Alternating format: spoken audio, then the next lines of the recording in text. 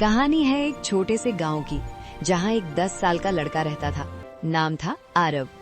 आरव को किताबें पढ़ने का बहुत शौक था।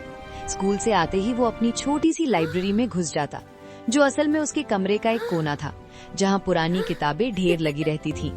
पड़ोस के बच्चे क्रिकेट खेलते, लेकिन आरव किताबों में खोया रहता।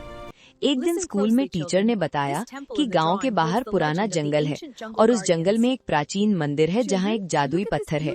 कहते हैं जो भी उस पत्थर को छूता है उसकी सबसे बड़ी इच्छा पूरी हो जाती है।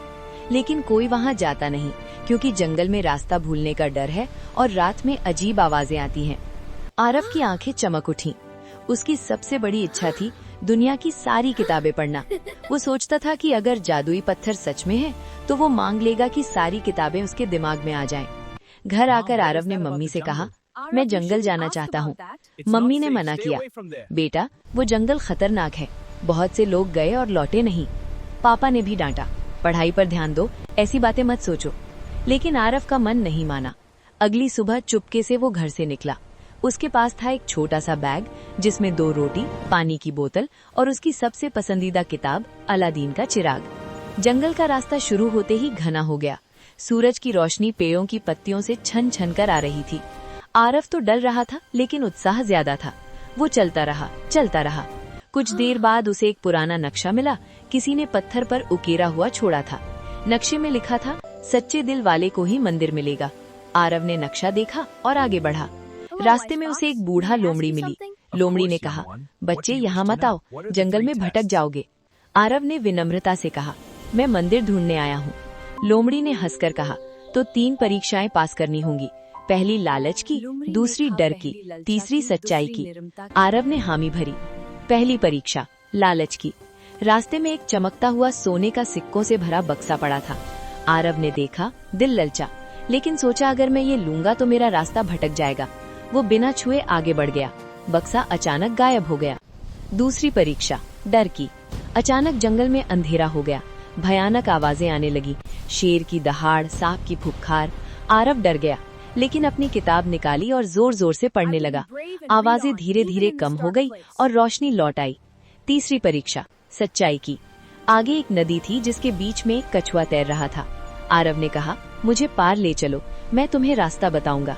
कछुए ने आरव को पीठ पर बिठाया और नदी पार की। कछुए ने कहा, तुम्हारी सच्चाई ने तुम्हें पास कर दिया, अब सीधे चलो, मंदिर मिलेगा। आरव चलता रहा। शाम होने लगी। आखिरकार उसे पुराना मंदिर दिखा, पत्थरों से बना, जंगली लताओं से ढका। बीच में एक चमकता हुआ नीला पत्थर था। आरव ने हाथ जोड़े और पत्थर को छुआ। अचानक चारों तरफ रोशनी फैल गई। एक सुंदर परी प्रकट हुई। परी ने मुस्कुराकर कहा, बोलो आरव, क्या मांगना चाहते हो? आरव ने सोचा, अब सारी किताबें मांग लूं, लेकिन फिर उसे कुछ याद आया। उसने कहा, मैं चाहता हूं कि मेरे गांव में एक बड़ी लाइब्रेरी बने, जहां हर बच्चा मुफ्त में किताबें पढ़ सके।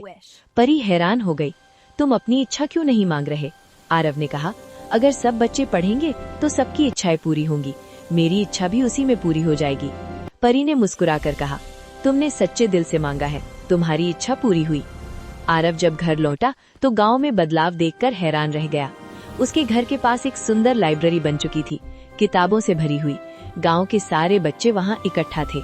मम्मी पापा ने पूछा, कहाँ गए थे? आरव ने मुस्कुराकर कहा, किताबों की दुनिया में। तब से आरव न सिर्फ खुद पढ़ता था, बल्कि दूसरे बच्चों को भी पढ़ाता था। गांव के बच्चे अब क्रिकेट के साथ साथ किताबें भी पढ़ने लगे और आरव को पता चल गया था कि असली जादू किताबों में नहीं, बल्कि दूसरों को खुश करने में होता है। दोस्तों, अगर आपके पास भी कोई सपना है तो उसे सिर्फ अपने लिए नहीं, दूसरों के लिए भी पूरा करो, क्योंकि सच्ची खुशी बांटने में ही है। अगर कहानी पसंद आई तो अपने दोस्तों को बताना और कमेंट में लिखना, मैं भी किताबें पढ़ूंगा। धन्यवाद।